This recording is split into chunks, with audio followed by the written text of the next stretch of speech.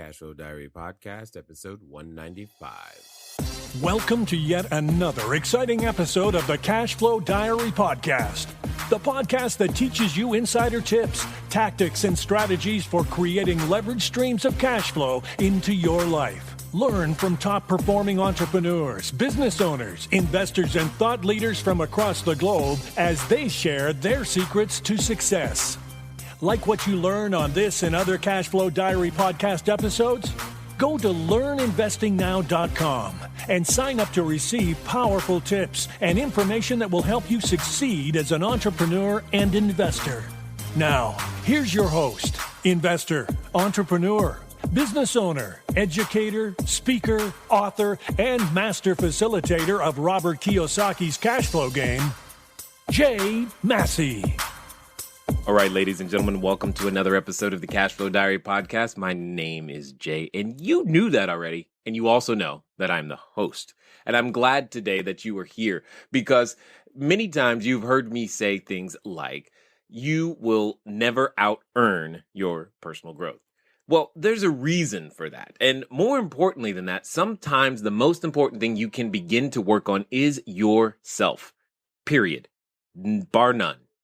And today's guest is an expert at helping you do that. In fact, he himself has built multiple multi-millions, that's a lot of zeros, and more than once, companies. You got to understand that. If you do something and you do it once, that's one thing. If you do it twice, that's okay. Maybe you know what you're doing.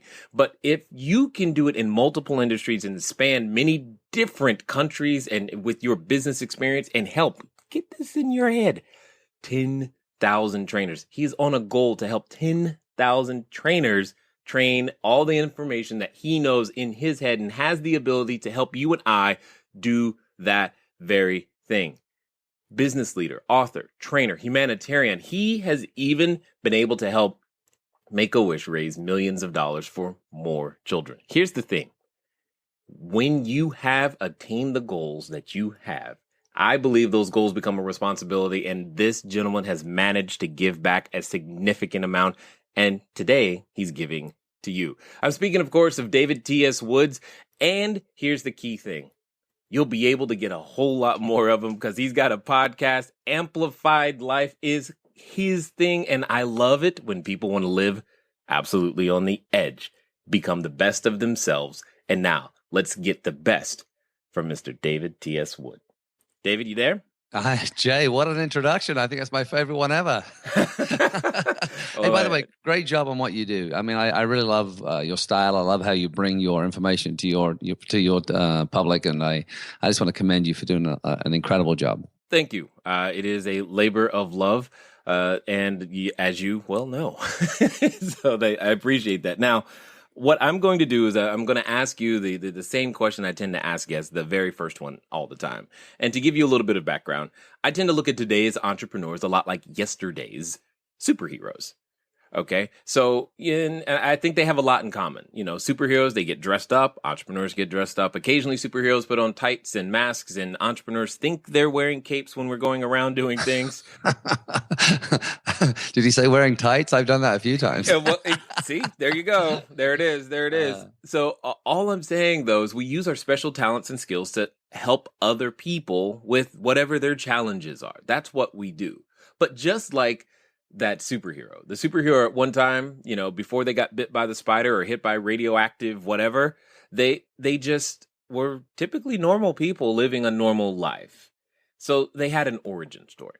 So before you were impacting hundreds of thousands of people, before this mission for this 10,000 trainers, before the podcast, before all the businesses, before working in over 50 countries, what I would love to know is who is David T.S. Wood?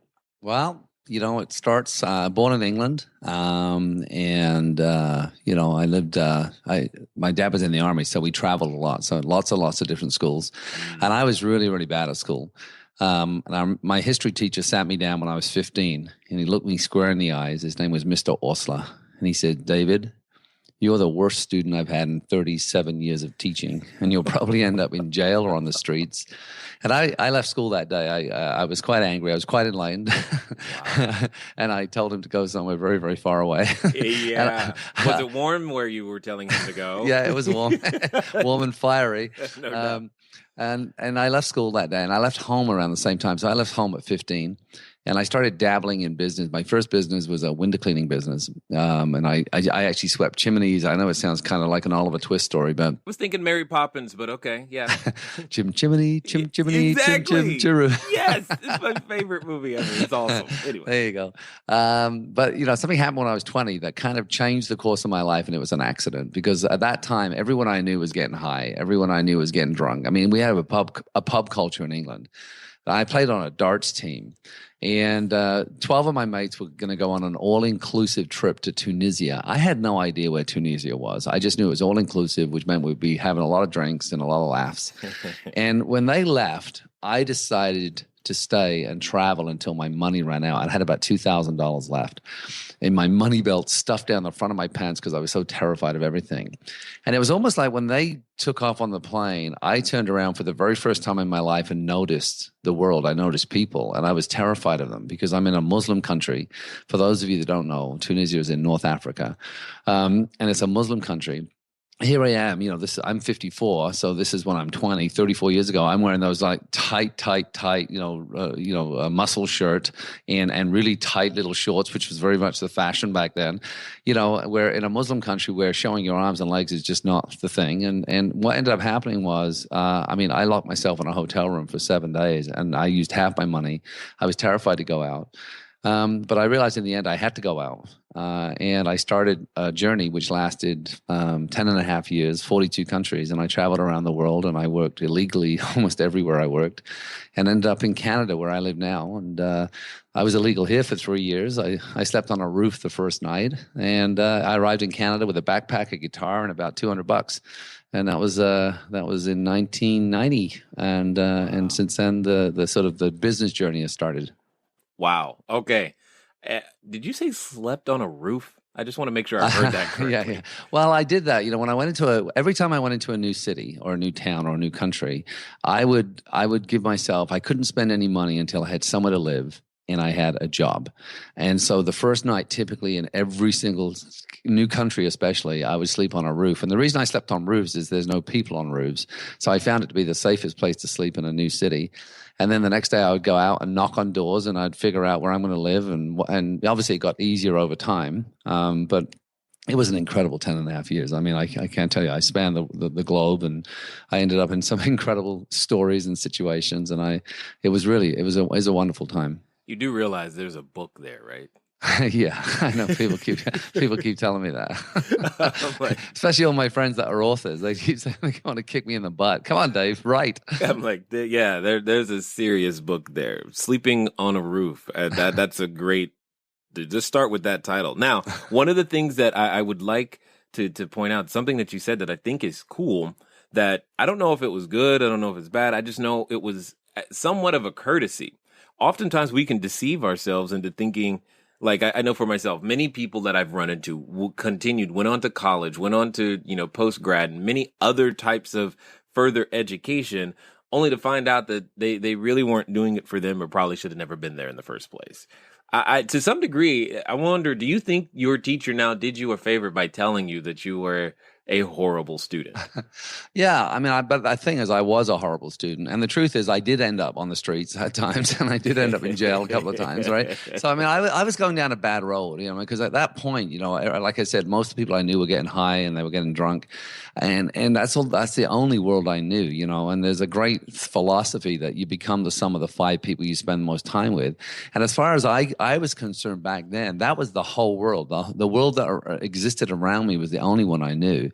And I was being influenced by that world. And when I said the accidental change, when I left that environment, what I didn't realize was that accidentally, I started hanging around people who were interested in the world, people who were interested in culture, people who were interested in languages, and because they were travelers.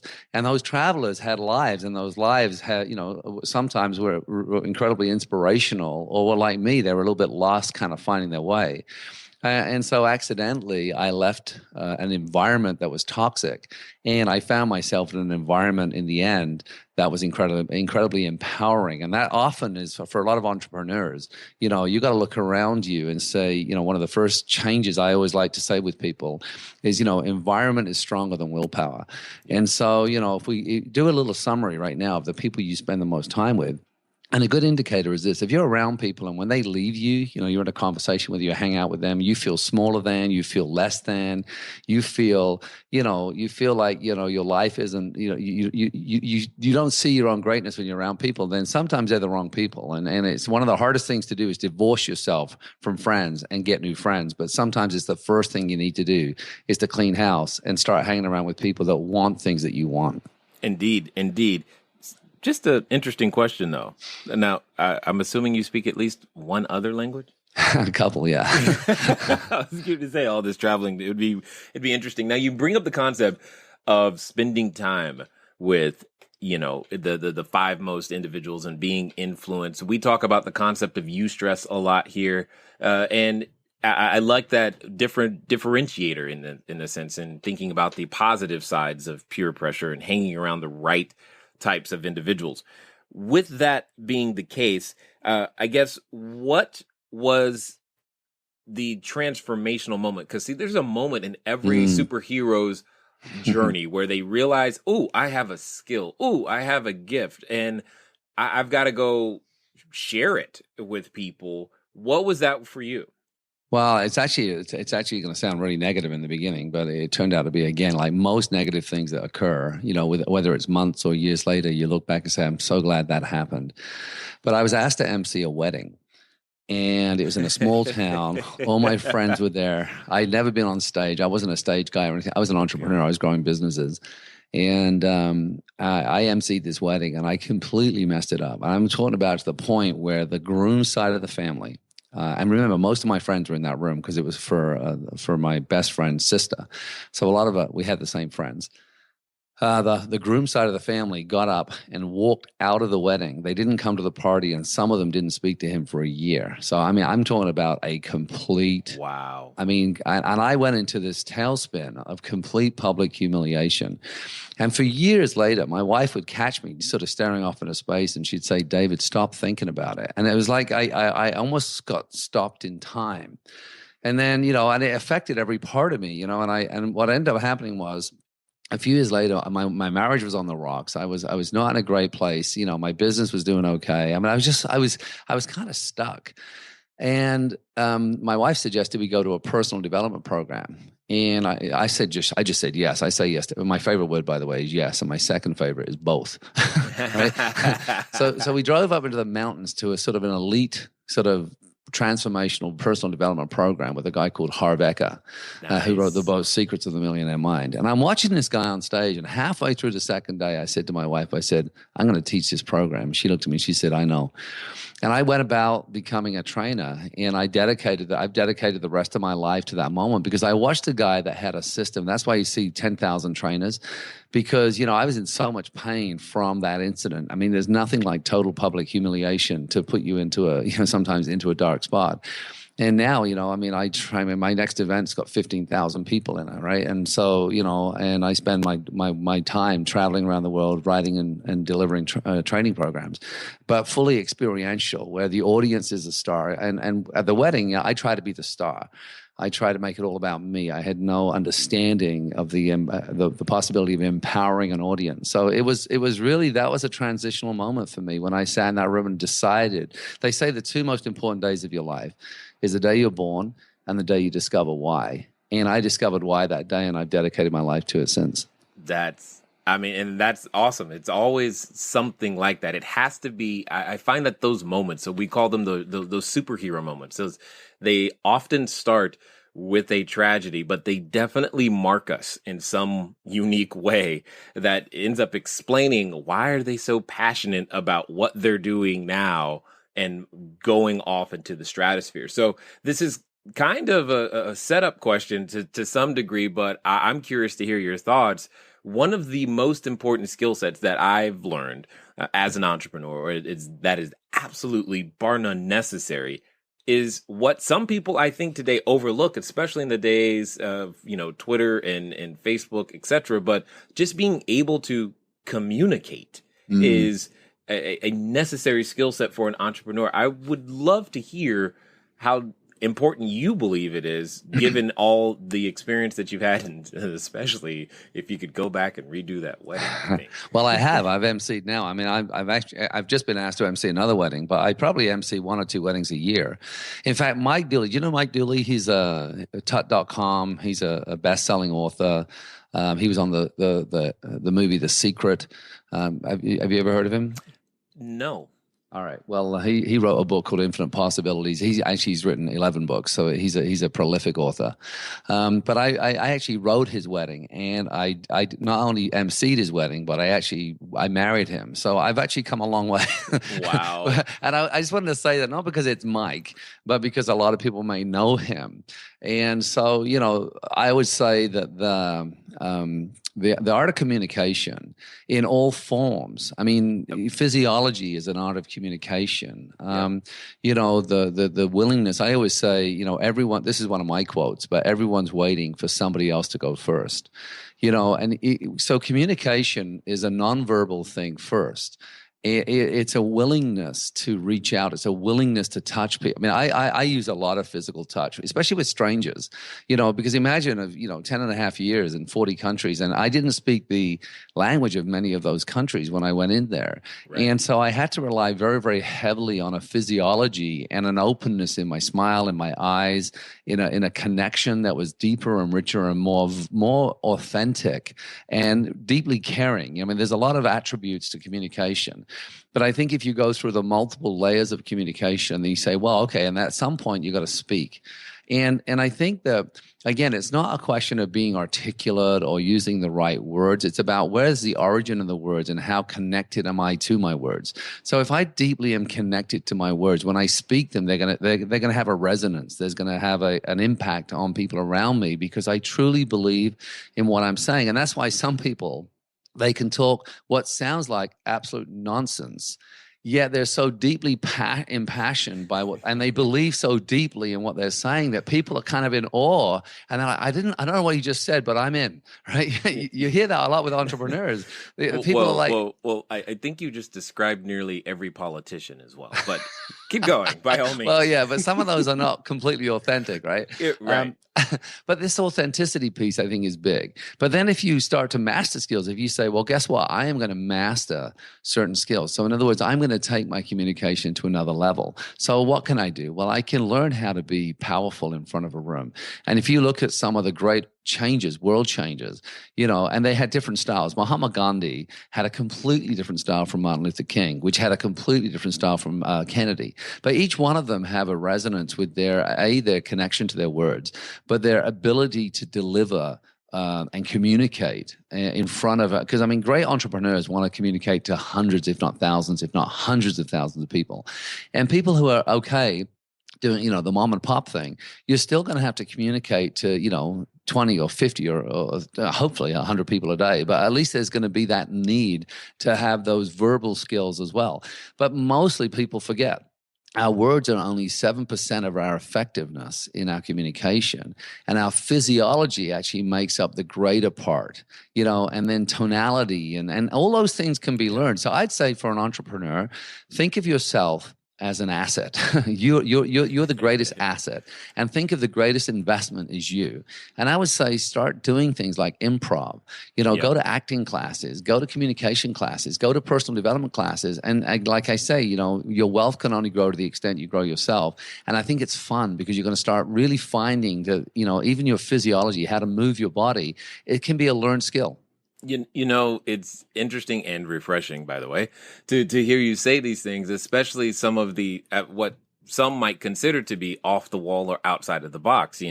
Why do I don't want to be an actor. Why do I need to go to improv? I mean, I'm often educating and telling people that, you probably should go to Toastmasters and take advantage of the table topic section, because life is a table topic. I mean, you don't have time to prepare all the time for the answers, but you want to be able to say something and sound somewhat intelligent, even if all you can say is, you know what, I really know nothing about that. All of those things are necessary skill sets. But I like the thing the most is all about you have to grow yourself. Here's the question. Why is it when the young entrepreneur, when we're first getting started, the last thing it seems like we actually want to do is to invest in that time or that money or that seminar or that personal development piece, but we really, tell me, I get this a lot, especially in the real estate world. Tell me more about how to write this kind of offer, and tell me more about how to do this, high level technique over here. But the basics of personal development seem to be overlooked. Well, I think there's another part to it as well, which I think we can throw in the mix. And I know that we could probably talk all day on this one, and hopefully we can. but the idea that, people always say to me, well, how do I reach more people? How do I have a deeper connection? Because really, when people feel seen and heard and loved and respected and liked, all those different things, there's a connection. And I always say common ground. The thing that really, really differentiates, and if you're at home right now and you have a pen and paper, if you're driving, don't do this, do it in your mind maybe. But, imagine if you draw two circles and they overlap in the middle by a small piece. So you've got two circles overlapping slightly in the middle. And the person on the left is one circle. And let's say they love ballet and they love cooking and they love the opera and they love walking, right? And the person on the right, all right, they love space. And they love, deep sea diving, and they love deep sea fishing, and they love hunting. You can see that these two people are polar opposites. They have very, very different interests. But let's say in the middle, in the intersection of the middle, they both love dogs, right? And so immediately there's a place of common ground. And what I found, and I've trained almost 1 million people personally. And what I found is when I do this exercise where I'll ask people to just turn to each other and find what they have in common, that it only takes a matter of seconds before they can find something they have in common. And I'll challenge them. I'll say 5 things you have in common. Go. And I'll only give them 90 seconds. And as soon as they find common ground, the energy in the room will ignite. The connection between people, they'll say things to me that they'll say, I feel connected. I feel safe. I feel alive. I feel like I really like this person. And yet they've only been speaking for 90 seconds, 2 strangers speaking. And in 90 seconds, if you can find a place of common ground. So one of the most important parts of finding common ground with more people is leading an extraordinary life. So taking up more hobbies, doing more things, learning new things, always being like, if you're not learning something new right now, go learn something, whether it's dancing or whether it's guitar or something. Because next time you speak to someone, if they say, actually, I'm just playing guitar, and you say, me too, suddenly you have common ground. Suddenly there's an electricity that's going to go between you. And that is one of the most definitive secrets of great communicators, is finding common ground. And that's why the more experiences you have, the more things you say yes to, it's going to come back, and you're going to have a touch. And people are great orators. People will feel connected to them because of their life story. Yeah. You know what's funny is that I often don't think a lot about how I grew up in terms of the military. So while you were sleeping on roofs somewhat voluntarily, we were being dragged around because of the Army, so again, all these places. But what it did give me is a significant amount of experience with a lot of different people in a very condensed amount of time. And when you mention the idea of having all of those extra experiences, that's true. And picking up an extra hobby or two probably couldn't hurt either. Right. Well, that just makes life fun, right? Because, when we're learning, we're growing. When we're growing, there's something exciting about learning something new. Everyone, it's always messy. this is the bit that most people forget. Every master was once a disaster in everything they ever did. So even real estate, you and I, I know we should probably talk about money at some point, but, I remember my first deal, it was a complete disaster, right? And I was really bad at it. And I made lots of poor choices and lots of bad mistakes. And then I did another deal. And then, I got better and better. And over time, our portfolio completely changed because we stayed in the game. And what most people do, they have a disaster, whether it's in business or in investing, and then they stop. And they don't realize that the disaster parts are part of the game, because you're not going to typically, sometimes you do, but typically you're not going to hit a home run on the first bat, right? You're going to have to miss the ball. You're going to have to hit some balls over your head. You're going to have to break a bat or two before you start to understand how to swing that bat. And it's funny, I'm using baseball as an analogy, and I don't play baseball, but there you go. It doesn't matter, but it fits. It's so true. I mean, learning how to get, let's go with baseball. Learning how to get on base is a skill set. If nothing else, just get on base. And the first time at bat, it's not going to be like it was. And even if it does go well, I promise you, 2,000 swings later, you look back at that first swing and you'll be like, oh my God, I can't even believe I hit the ball. I got so lucky. I mean, there's just so much. You're going to spend like 300 swings without hitting a ball. Yeah. And I think that's the life of the entrepreneur. Great entrepreneurs, they have made more mistakes. They've had more flunks. They've tripped over. They've fallen down more and successful. I think all my wealthy friends, and I'm fortunate to have people in my life who are worth billions, and I have friends in my life that are broke. So I equally love them. It's not like I don't judge, but I mean some people have jobs and they're limited incomes, and it means that they live a life where they're typically just managing or struggling or just surviving, right? Because their income is so small. But I have friends who are billionaires, and when you look at the differences, it's about their willingness to take a step, and the difference between my billionaire friends, and I have 3 friends that are billionaires, and if you look at their life and you listen to their story, they're very normal, very average kind of people, but they kept taking those steps, and they took the steps early, and they learned from those steps. And when you listen to the things that went wrong in their life, instead of being stopped or reduced by them, they became empowered by them, and they said, you know what, I'm going to go back into the arena. I'm going to do this again and again and again. And they've refined themselves over time to the point where they've mastered something. But they were all of them were disasters in the beginning, right? Well, and in fact, one of the things that you're saying that I absolutely love is I'm often asking people to fail fast, fail forward, and fail frequently. And you're really nailing the concept of failing forward. You don't, experience that failure event and then go, hey, you know what? I tried swimming. I'm just going to go do jogging now. You pick right back up right where you are. And that takes courage. That takes guts. That takes a lot of things.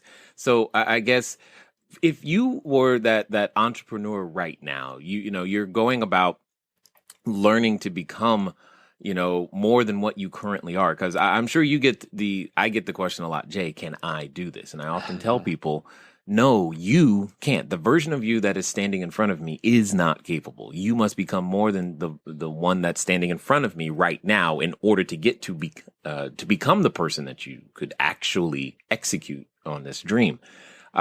What would you say are some of the major areas of growth most entrepreneurs need to focus on or be aware of that they may not be aware of?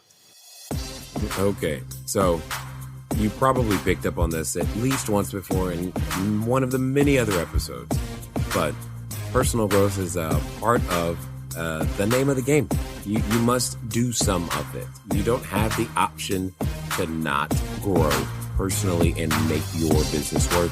So one of the best ways to do that, and yes, I'm about to remind you to pick up a copy of Cashflow Diary, 10 Steps to Creating Wealth in Any Economy. You can get a copy for free at cashflowdiary.com/free book. Again, that's cashflowdiary.com/free book. For those of you listening on a mobile device right now, send a text message to 72,000.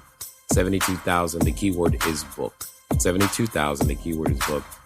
One of the biggest and best things that has happened for me personally, and I know for you, is being able to read and understand the insights of others, to be able to grow personally, apply that information as it fits for me, and move forward. We all must be in this state of constant, never-ending improvement, and we've got to find ways to do it. If not my book, then go pick up another book. I don't care what book. Just go pick up something, begin to read it, and most importantly, learn to move at the speed of instruction. Enough of me. Let's get back to David and see what he has to say on this subject. Well, I think a lot of entrepreneurs I see are are very rigid and they get stuck in boxes. And so what happens is they feel like, I want to be an entrepreneur. And you look at the stats, I think it's about 74% of people that are employed currently, they want to be an entrepreneur. Right. But, what happens is if you look at the business stats, it's up to 93% of people in business fail. And 93, it's actually about 84%. But what they're saying is if they look up to 93%, that difference between 84 and 93%, that comes from people who are in business that have been in business for a dozen years and still not making money. In other words, they are completely chained to their business and they struggle every month. So they consider that to be a failure as well. It's people that don't, create wealth from their business or freedom. Let's say freedom is the thing, because a lot of people maybe are listening and you're not looking to have wealth, because wealth is such an ambiguous thing to, some my wealth and someone else's wealth is completely different. But I think freedom to choose, freedom of time, freedom to be able to say yes to go. If I said to you right now, listen, Jay, let's take a month off and go and climb Kilimanjaro, which we recently just did. But a lot of people can't. A, it's about a $10,000 trip, and B, you need a month off. In fact, we took 6 weeks off. Can you do both those things? Well, most entrepreneurs can't do that because they don't start off with a life by design concept. And I think that one thing I'd be saying, if you're brand new, first of all, think about your life and say, well, if I could design anything I want, what do you want? And if you say, well, what I really want to do is I want to have a cultural experience. I want to be able to travel for 3 months of the year. I want to, and then you go buy a Subway franchise, right? and you're stuck behind a counter. Because it's safe. You think, well, I want to be an entrepreneur, so I go and buy a franchise. So, you just bought a job. And it's a limited job. And I'm not saying that isn't the way to go, but if your passion's in life, and if you say, well, if I was designing my life, I want to design that I'd have at least 8 weeks off every year. And I want to be able to have the money to be able to travel where I want. And I want to be able to do these certain things. Well, if that's where I'd start with a life by design concept. Then I would find a business, or I would find something that would allow that to happen. And how do we know what that looks like? Well, I'd find other entrepreneurs that are doing things, that are living the life that I want, the freedom that I want, and I would start to model them, because the quickest way to learn is to model success. And there's a great saying, success leaves clues, right? So if there's someone who's leading the life that I want, and they're in business in a certain way, and they're behaving a certain way, and I can model those attributes, I can then start to design a life in day one, so that I don't become one of these stats of someone whose business is failing because they're obviously not impassioned, or they've chosen a sector it's the wrong sector, but B, they're trapped because now they just bought a job and they're actually unhappy, but they don't know how to get out of it. Now they're trapped because they've made an investment, they've invested all this time, and most people just get trapped there and they feel unfulfilled and unsatisfied. I'm not sure if I answered your question correctly, but that's where I'd start. Well, I think you hit it head on the nail. You know what I'm trying to say. Nail on the head. That one. Yeah. That one. But for those of you who are thinking in the real estate world, this is what I've meant when I say I'm a lifestyle investor, and I don't necessarily mean fancy watches and cars and those types of things, because I've already learned that I don't fit in a Lamborghini, and I'm still upset about it. But are you 6'7" or something? Yeah, right. Yeah. I'm 6'4", and I can't fit it behind the wheel. I can barely fit in the passenger side. I was not encouraged in any way. It did not go well. So moving on. But this is also why the real estate business. So for your real estate business, do this by design. What does that mean? That means, if you're going to do the single family house thing, don't do a single family house. Or if you do, be prepared to have property management in place so that you can still maintain your time freedom. Have 100 houses, not just one.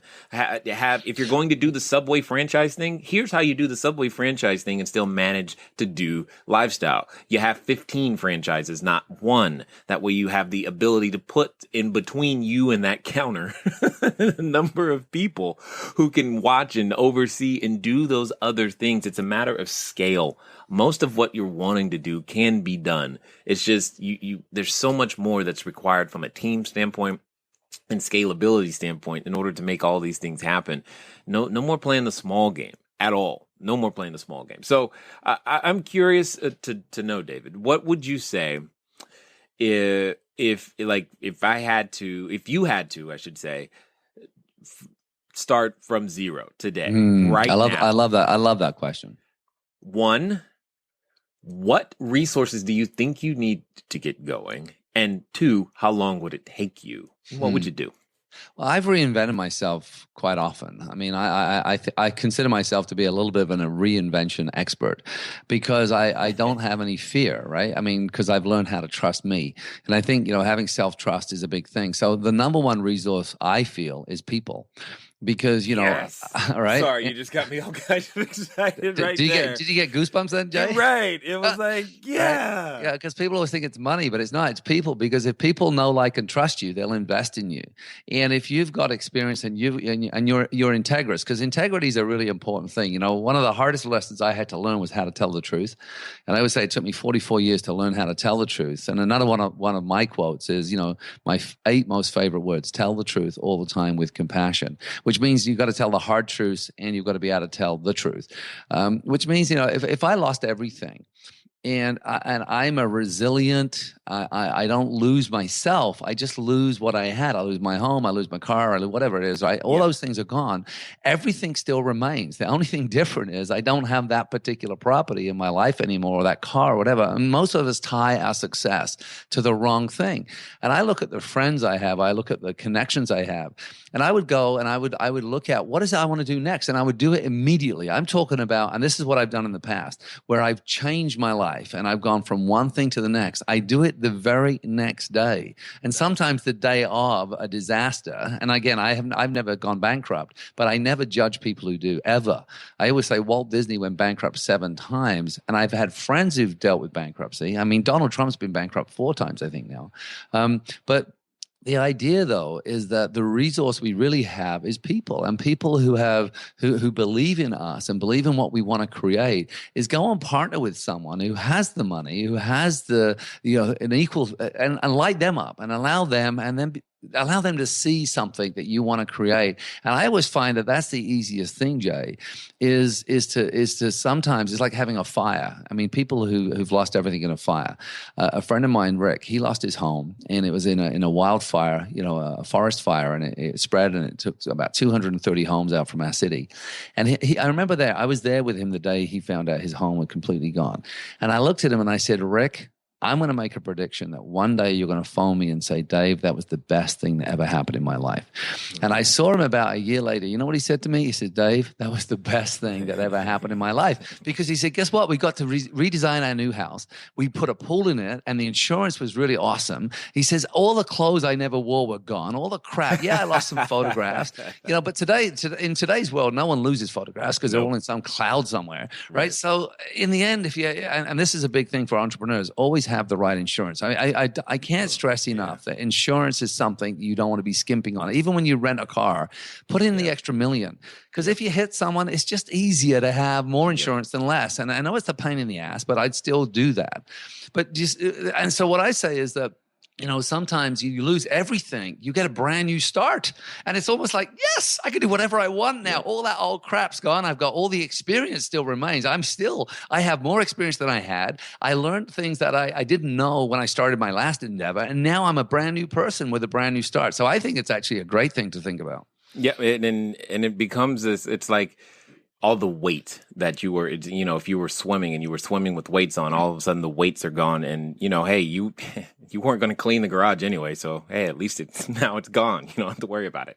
I kind of like all of those things. That is a good way. That is a good way to clean the garage, is to set fire to it. Yeah, it's done. It's I know where everything is. Imagine tomorrow we're going to get a phone call and say, "Well, Jay told me I should set fire to my house." Dude. Right? I feel like we're going to have to have a disclaimer at the beginning and end of this particular episode. Yeah. It's all good.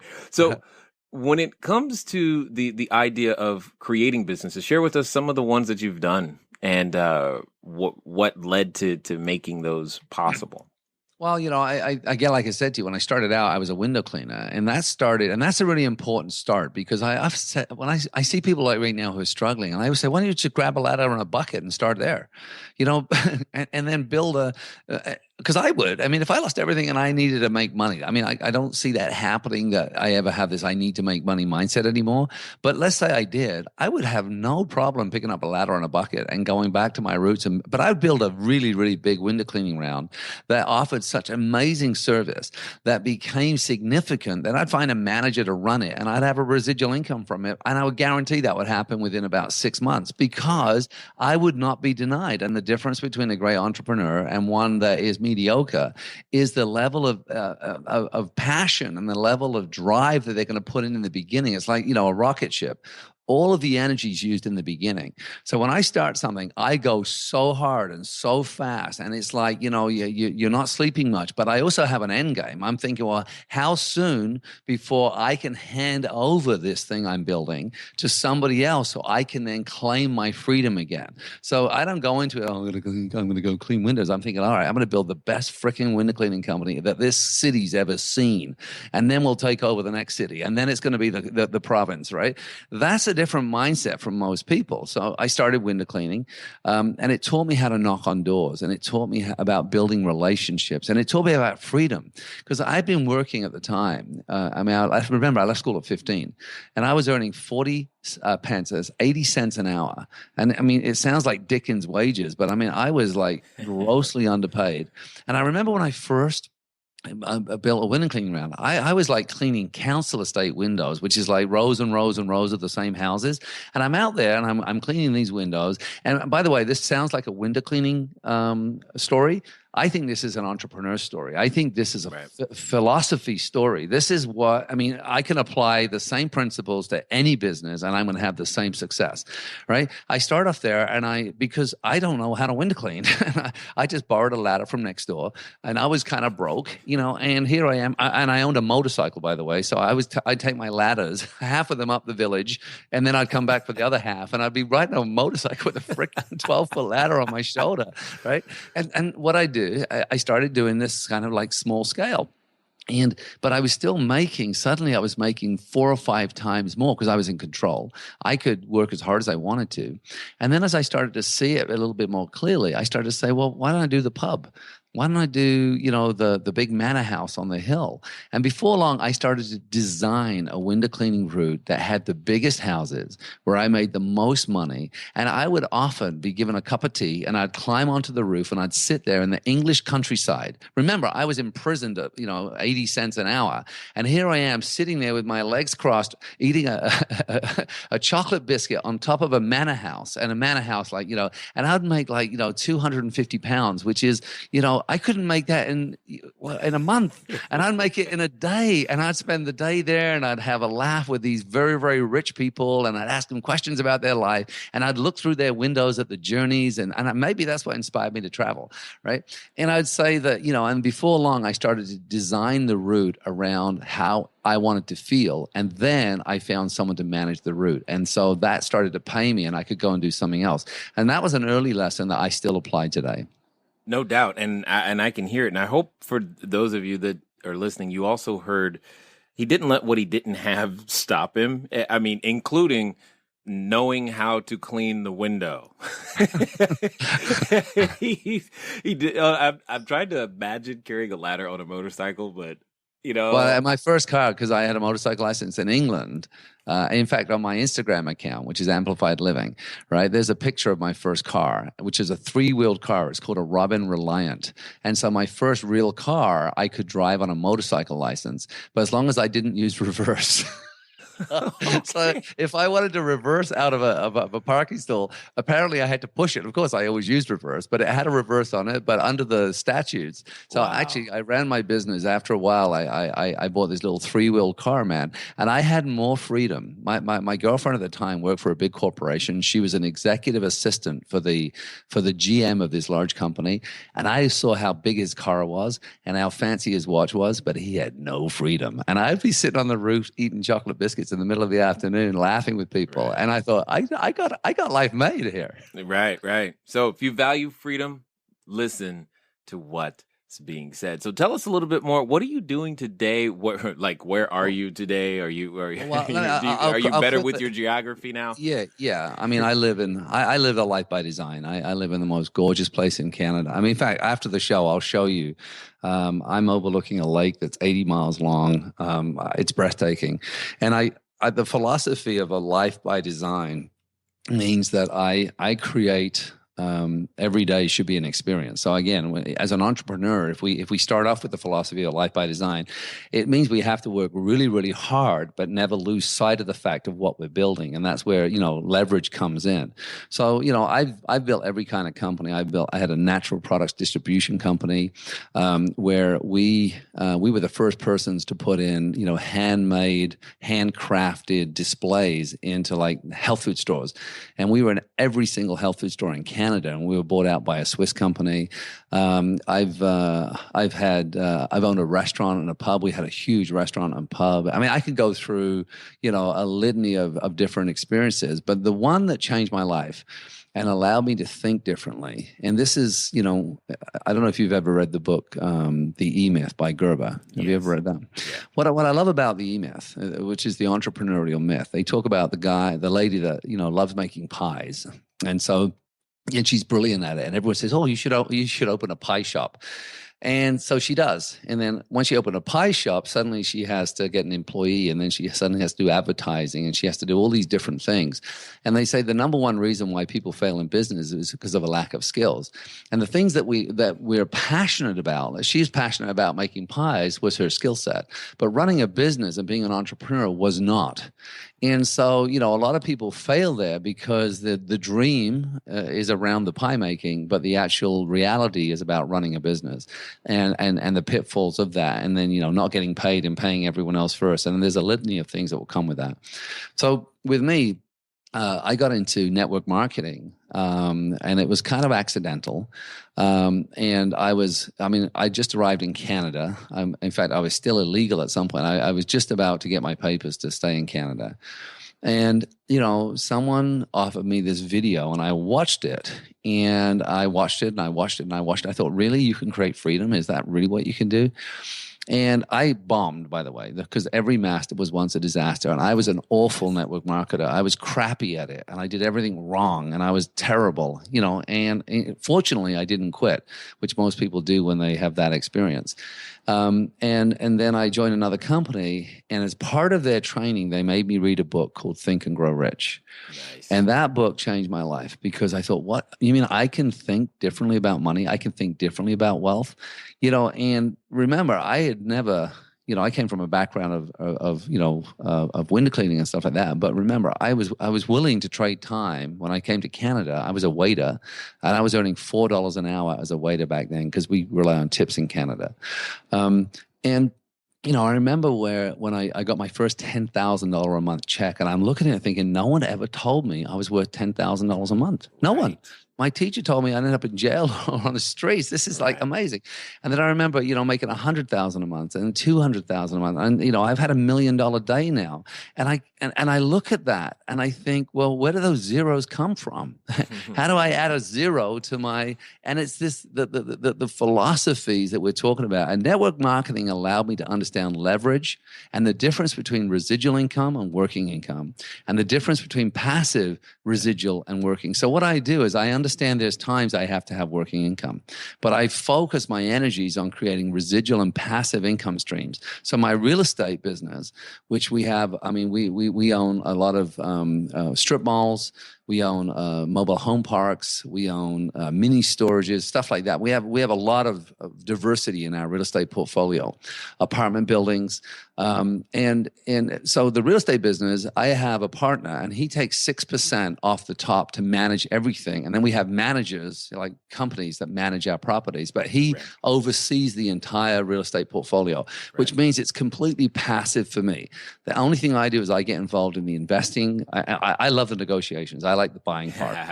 He runs it. Yeah. So I now understand the difference, Jay, between passive income, residual income, which is the network marketing piece, is I think everyone on the planet should understand what network marketing is, and that when we can really leverage, because we don't need the same skill set, because the company looks after most. You've got to find the right company, by the way. Right. The company looks after all the skills, but what's left is the human connection, and then this idea of complete leverage.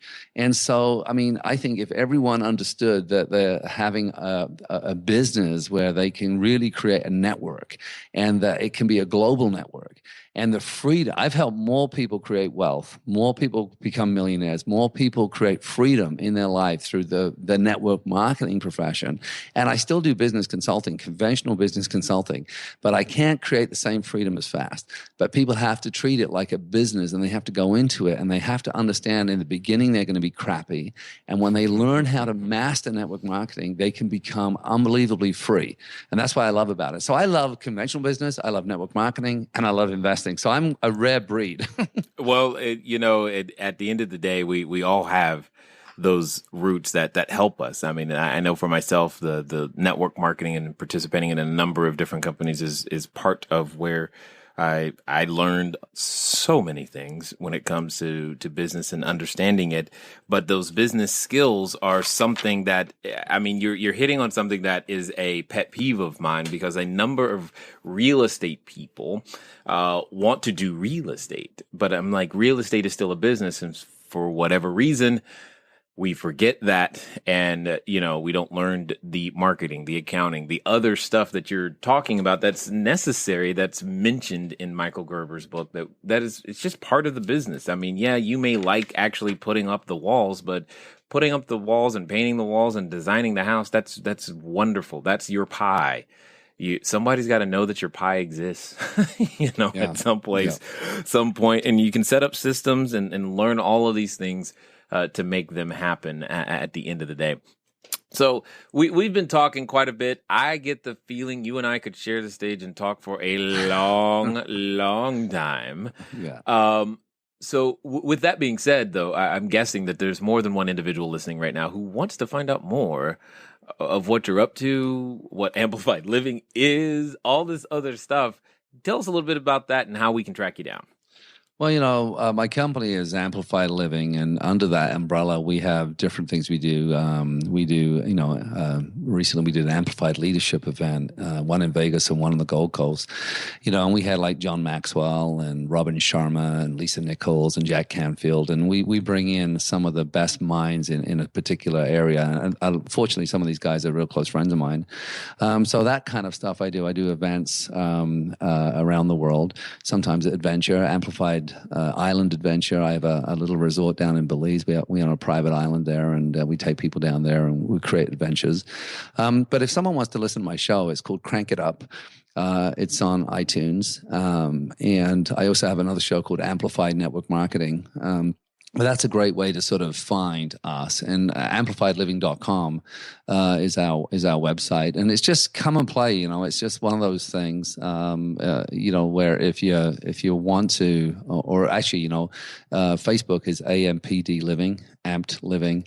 I just say come along, and I always say that if you find someone that suits, if you like the message, if it's the message that you resonate with, come along. And if it's not, maybe there's a resource we can help you with, because not everyone resonates with everyone, Jay. But I think your style and my style are very different, are very similar, and we have a very similar philosophy. So I think that there's a mutual. In fact, I'd like to invite you on my show. I think that our audience could learn a lot from you. So I'd like to extend that invite to you as well. Yeah, consider it accepted. I definitely appreciate that. So as we close down here, I got to ask this question. Let's pretend for a moment that there's someone listening. They're standing in front of the superhero outfit store right now. They're thinking, I want to get dressed up. I want to be this, entrepreneur. But in the back of their head, they have that voice. And you're familiar with that voice. You've since tamed it. You know how to manage and work around it and with it, etc. And it never goes away, everyone. It never goes away. That's what I was here to say. It doesn't. But let's pretend for a second that they're picking out their outfit for the first time. They just finally identified what their superpower is. They're ready to share it, but that voice is still going in the back of their head. What would you say to that person right now? Well, again, depending on your particular skill set. So if your skill set, if you really already have a skill set in business and you want to step into a bigger game, I'd say really find people that you love who are doing what you're thinking of doing. Find success there. Go and dig them out. See who's the best. Let's say you want to get into real estate. Who's the best realtor? You can find it out easily. Just go and look in the paper and ask them out for dinner. Pretend to buy a house from them. Hang out with them. And I would say set an intention. It's very, very interesting. Quite often I've set intentions to get to know people and become friends with people. And that's a different thing, to become close to people. And I would say find people that are really good at what you want to do and look at what's creating their success. Before you jump in, before you put that cape on, is really just to go and figure that out. Or what's their lifestyle? If you say, I'm going to do this, and go and find someone who's doing it. And if they seem freaking unhappy and overwhelmed and overworked, you may want to reconsider which freaking cape you're going to put on, because that's like, I don't want to end up with that life, right? And a lot of people don't do that first initial thing, is what is the life I want to create? If you lack the skills, I would say network marketing is probably the most powerful force in the universe. It's created freedom for me, financial freedom in every level, but it's freedom. I mean, all the people I work with, when they first come in, they're all bad at it. And I mean, my show, Amplified Network Marketing, may be a resource to even listen to figure out why the modern network marketing industry and profession, I call it a profession, is such an option. Because then what happens is you're surrounded by people whose job, every day I wake up, I have to say, who am I going to help today succeed? My only success can come from the success of others. It's a very different philosophy, and I'm willing to teach anyone everything I know. And that's a very different thing as well, because in conventional business, if I own a business, I'm not going to tell my competitors exactly what I do. I'm going to try and keep a few cards hidden, and I want to keep some secrets. But in network marketing, there are no secrets. So I'd say it's a really and then you're surrounded by a culture of like-minded people. Remember what I said, you become the sum of the 5 people you spend the most time with. Right. And I've just had so much success, and I'm so impassioned by this profession. Again, once you find the right company, and I'm not going to tell you which company to choose, although I do feel I know the best companies, but I think it's one of those things is it's just a profession where it's surrounded by people who are impassioned. They see the world as their playground. The freedom is the number one thing to create, and they understand that it's going to be hard in the beginning. So you need to give yourself, I always say, come in with a 10-year mindset. And, within 3 years, we can replace an income and get you free, the first step. But then within 10 years, you'll be leading a life that you never thought was possible. And I truly believe this, and I've done it, and I've helped so many people succeed at it. So this isn't like a network marketing pitch. It's nothing like that. This is a profession that creates freedom. So I'd say that is probably, for most entrepreneurs, the way to go, because conventional business is hard. And then with the money you make from your residual income, you then start creating passive income streams. You can start using that money to create your investment portfolios and your real estate empires. And that's what I do. I use residual income to fund my passive income streams. And I'm constantly saying, how do I create residual income? How do I create passive income? Those are the 2 most important questions you need to ask. And if you want to get yourself handcuffed to a job, then go buy a business, right? And before long, you're going to be stuck into it, and you'll be paying bills and doing crap that you don't want to do, and you're going to be unhappy. And most entrepreneurs are unhappy because it never gives them the freedom they're actually looking for. And then people who have jobs, they work just hard enough to keep their job, and they pay just enough not to quit. And that's not the answer either. So what's the answer? Freedom. I love it. I love it. I absolutely live it too. So I just want to say I appreciate you taking the time to make a significant investment here with the Cashflow Diary audience. Thank you, Jay. And again, I love your style. It's even more fun to be on the show than listen to it. That's good to hear. All right, ladies and gentlemen, you know what time it is? It's time for you to move at the speed of instruction. What does that mean today? Well, it means get over to amplifiedliving.com. It means listen, understand this. Network marketing, in my opinion, as well, is one of the best business schools on the planet, and the tuition is absolutely affordable for every one of you. At the end of the day, you've got to become more than what you currently are right now. And I think you've got some ideas on how to make that happen. Guys, gals, it's been fun talking to you today. I look forward to talking to you soon. Until next time.